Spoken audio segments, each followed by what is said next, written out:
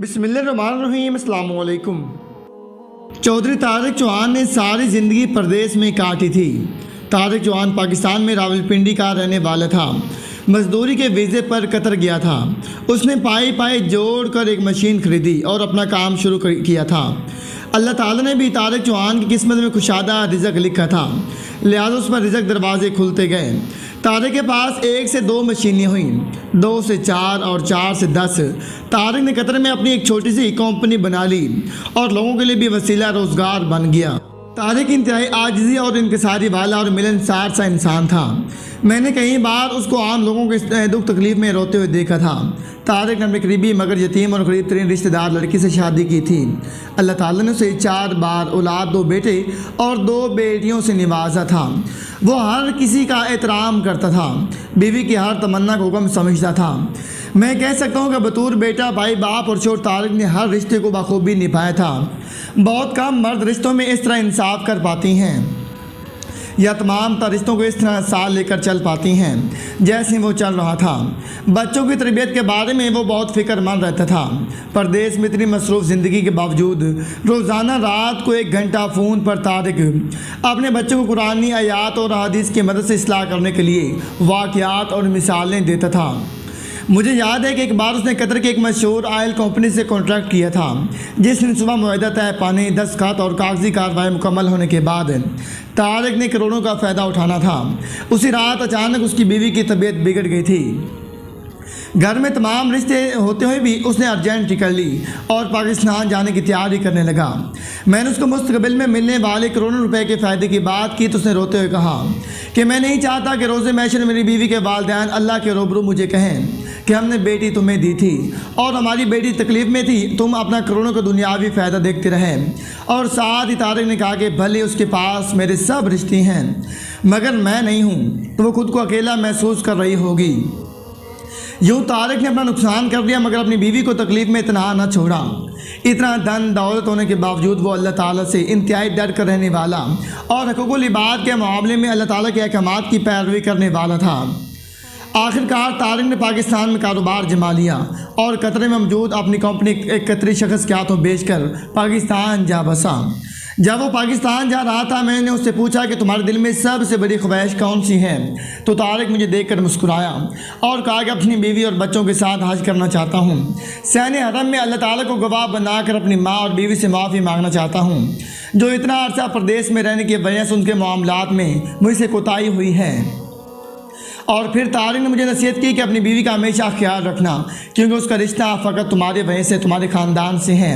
तुम्हारे वालिदैन, बहन भाई लाख उससे अच्छा बर्ताव करें, मगर तुम उसे बेरुखी इख्तियार करोगे तो वो बेचैन रहेगी। अगर बाकी सारा ससुराल उसके साथ सख्त रवैया रखे मगर तुम उसके साथ अच्छा बर्ताव करोगे तो वो साबित कदम रहकर सब कुछ बर्दाश्त कर लेगी। आज वो बहुत अरसे बाद पाकिस्तान में आया तो तारिक से मिलने के लिए उसे कॉल की मगर नंबर बंद था। मैं उससे मिलने के लिए बेकरार था, लिहाजा उसके घर चला गया। मगर ये किया, उसके घर में नए मकीन आबाद हो चुके थे। पूछने पर पता चला कि तारिक की बीवी, जिससे तारिक इतनी मोहब्बत करता था, उसका हकूक़ का इतना ख्याल रखता था, वो मोहल्ले के रहने वाले एक दुकानदार की मोहब्बत में गिरफ्तार हो चुकी थी। जब तक तारिक बाहर रहा वो गुनाह की इस लज्जत में डूबी रही, मगर जब तारिक हमेशा के लिए पाकिस्तान आ गया तो उसको अपने महबूब से मिलने का इम्कान ना रहा।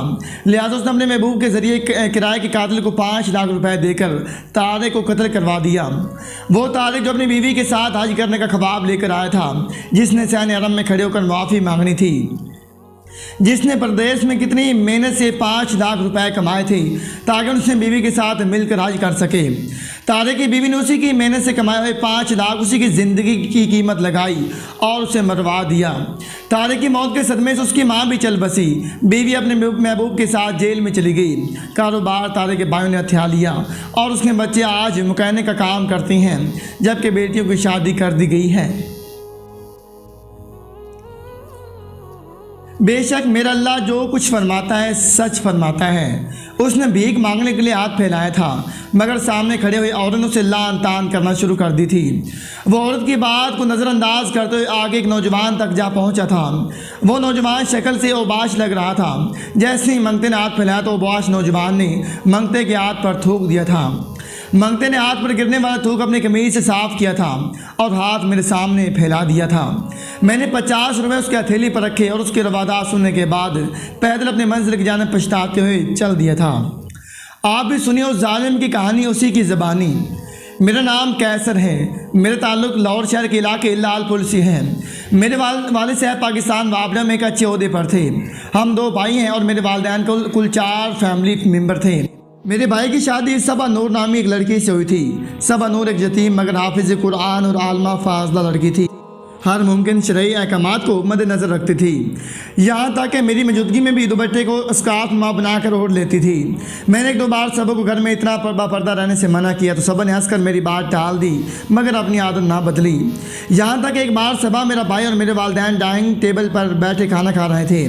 जब मैं दाखिल हुआ तो दुपट्टा सबा के गले में मौजूद था मगर जैसे सबा को मेरी आमद की खबर हुई तो उसने दुपट्टा स्कार्फ बनाकर सर पर ओढ़ लिया। मुझे पता नहीं क्यों सबा की यह हरकत बहुत नागवार गुजरी तो मैंने वालिदैन और भाई से सबा की इस आदत की शिकायत कर दी।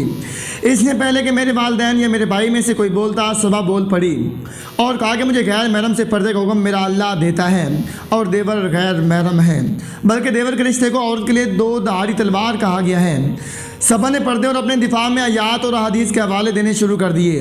मजहबी मामले होने की वजह से सब लोग सबा के हिमायती हो गए तो मैं भी वक्ती तौर पर खामोश हो गया मगर दिल में सबा को सख्त सज़ा देने का अहद कर लिया और मौका तलाश करने लगा। एक दिन जब घर में कोई भी मौजूद नहीं था तो मैंने तमाम रिश्तों नातों को बिलाए ताक रखते हुए सबा की इज़्ज़त को पामाल करने की कोशिश की मगर नाकाम हो गया। तो घर में मौजूद जनरेटर के लिए तेल पड़ा था, उसको उठाकर सबा पर छिड़का और उसको आग लगा दी। खुद अपने रूम में जाकर लेट गया। सबा की चीखों पुकार सुनकर हमसाया और अहले मोहल्ला आ गए मगर तब तक सबा दर्द की शिद्दत और जलने की तकलीफ से बेहोश हो चुकी थी।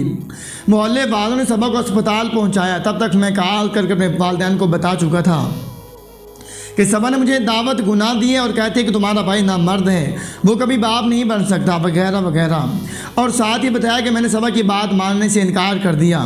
तो सबा ने मुझे कहा कि मैं तुझे ऐसा सबक सिखाऊंगी कि तू किसी को मुंह दिखाने के लायक नहीं रहेगा। और मैं सबा की बात सुनकर बिना कोई जवाब दिए घर से बाहर आ गया। मेरी बात सुनकर मेरे वालिदैन ने कहा कि हम आ रही हैं। दूसरी जाने मोहल्ले वालों ने सबा को अस्पताल पहुंचाने के बाद मेरे भाई को इतला दी मगर मेरे भाई को सबा की आग से जलने की इतला मिलने से पहले मेरे वालिदैन मेरी बात बता चुके थे और मेरा भाई वालिदैन की बात का यकीन कर चुका था। मेरा भाई सीधा घर आया, मुझे साल लिया और अस्पताल चला गया। अस्पताल में सबा बेहोश पड़ी थी जबकि सबा की माँ सबा के कदमों में बैठी रो रही थी। तीसरे दिन सबा को होश आए से पहले कि सबा की आवाज़ बहाल होती मेरे भाई ने मुझे सारी बात दोहराने का कहा तो मैंने एक बार फिर सबा पर बोतान बांधते हुए सारी बात दोहरा दी। मेरी बात सुनकर सबा कुछ बोलने ही लगी थी कि मेरे भाई ने सबा को टोक दिया और वहीं खड़े खड़े तलाक दे दी। मेरे कानों में जो सबा के आखिरी अल्फाज पढ़े वो कुरान पाक की एक आयत का तर्जमा थे जो सबा ने मेरा नाम लेकर पुकारते हुए कहा था कि याद रखना मेरा अल्लाह फरमाता है जो लोग पाक दामन बेखबर मोमिन औरतों पर तोहमतें लगाती हैं उन पर दुनिया और आखिरत में लानत की गई है और उनके लिए बड़ा ही अजाब है और मेरा अल्लाह कभी गलत नहीं फरमाता। इसके साथ ही सदमे की वजह से सबा का नर्वस ब्रेकडाउन हो गया और 3 दिन हालत कोमा में रहने के बाद सबा के वालिदैन इलाज का मज़ीद खर्च बर्दाश्त न कर सके और सबा को वेंटिलेटर से हटाने का कह दिया। यूँ सबा अपनी इद्दत के तीसरे दिन ही मर गई थी और इद्दत के तीनों दिन सबा ने वेंटिलेटर पर गुजारे थे। मेरे भाई ने दूसरी शादी कर ली, मेरे वालिदैन का भी इंतकाल हो गया था तो मेरी भाभी मेरे भाई को मुझे घर से निकालने पर मजबूर करने लगी। मेरा भाई इनकार करता रहा यहाँ तक कि मेरी भाभी को यकीन हो गया कि मेरा भाई उसकी ये बात कभी नहीं मानेगा। तो मेरी नई भाभी ने मुझ पर इज्जत लूटने की कोशिश करने का इल्ज़ाम लगा दिया। अब वालिदैन भी नहीं थे जो मुझे सपोर्ट करते। भाभी की बात सुनकर भाई तैश में आ गए, उनको पिछले वाक़यात भी जहन में आ गए। उन्होंने मुझे मुजरिम समझा और घर से निकाल दिया। मुझे मेरे किसी दोस्त ने 2 दिन से ज़ाया नहीं रखा। आखिरकार तंग आकर मैं भी नशे लोगों की तरह सड़कों पर बने पुलों के नीचे रहने लगा। ऐसा ऐसा नशा भी करने लगा यहाँ तक कि मैं ज़्यादा वक्त नशे में धो कर पड़ा रहता हूँ। जब होश में आता हूँ तो मज़ीद नशा खरीदने के लिए भीख मांगने लगता हूँ। कोई नेक दिल आदमी मुझे खैरात दे देता है वरना ज़्यादातर लोग तो लान तान करके धक्के देकर खुद से दूर कर देते हैं। मगर जब भी कोई मुझे लान तान करता है या मुझे धुतकारता है तो मैं एक ही बात दोहराता हूँ कि बेशक अल्लाह ताला हमेशा सच फरमाता है उस भिखारी की ये रवादात सुनकर उसे दी गई भीख का मुझे अफसोस होने लगा। अब चूँकि मेरे पास मंजिल पर पहुंचने के लिए किराया देने का और खाना खाने के पैसे भी नहीं थे, इसलिए पैदल ही इस पछतावे के साथ मंजिल की जानिब चल दिया कि अब सारा दिन भूखा ही रहना पड़ेगा। मैंने अपनी नाम निहाद मोहब्बत की खातिर अपने शोर को कत्ल कर दिया था। अपनी नाबीना सास को छोड़कर मैके आ गई थी, यहाँ से आशना के साथ फरार हो गई थी। मेरा नाम तैयबा तारिक है। मेरे ताल्लुक अंदरूनी सिंध से है। मेरे वालिद साहब एक वडेरे के मिजारे थे।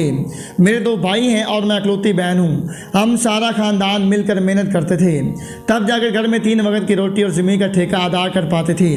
मैं और मेरी माँ वडेरे की कोठी पर भी काम करने के लिए जाते रहते थे। आगाज़ जवानी में वडेरे के बेटे ने मुझे मोहब्बत के नाम पर वरगलाना शुरू कर दिया। गो के अनपढ़ होने के बावजूद जिस हद तक मुमकिन था मेरे वालिदैन ने मेरी बेहतरीन तरबियत की थी, मगर बाज़ दफ़ा जब इंसान कसदन गुनाह करने का इरादा कर लेता है तो शैतान उसके अकल पर पर्दा डाल देता है। मेरे साथ भी कुछ ऐसा ही हुआ। जब डेरे के बेटे ने मुझे वरगिलाना शुरू किया तो पहले मैं इस बहकावे में ना आई, हर मुमकिन उससे कतराती रही, मगर मेरे नफ्स में भी चोर था। मुझे भी गुनाह लज्जत से आशना होना था, लिहाजा आहिस्ता आहिस्ता बात मुँह ज़बानी से होती हुई एक दूसरे को छूने तक पहुँची। इसी दौरान वडेरे के घर में काम करने वाली दूसरी औरत ने मुझे वडेरे के बेटे के साथ देख लिया। यूँ बात हवेली से बाहर निकलते आहिस्ता आहिस्ता पूरे गाँव में फैल गई और सबसे आखिर में मेरे घर भी पहुंच गई। मेरे वालिदैन ने मुझसे इस बात की हकीकत जानना चाहिए तो मैं साफ मुकर गई। मुझे हवेली के उस नुकरानी के रूबरू लाया गया जिसने मुझे अपनी आंखों से देखा था।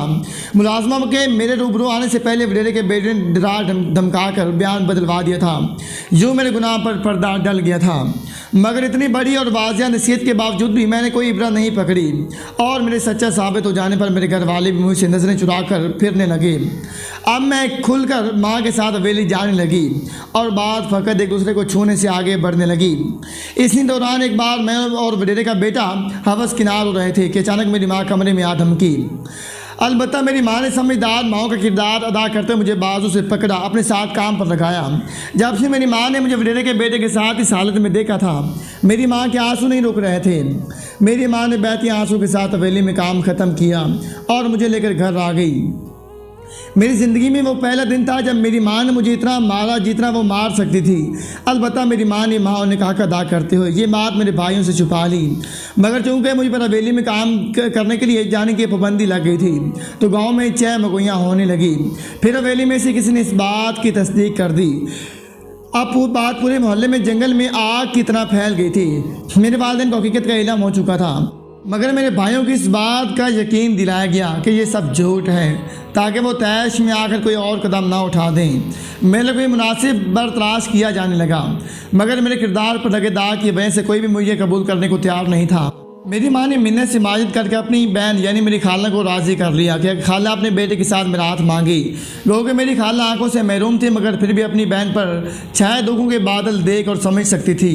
लिहाजा मेरी खाला ने मुझे अपने बेटे के लिए मांग लिया। मैं शादी करके खाला के घर चली गई। मेरी खालाजाद अल्ताफ़ कराची में किसी कोठी पर सिक्योरिटी गार्ड था।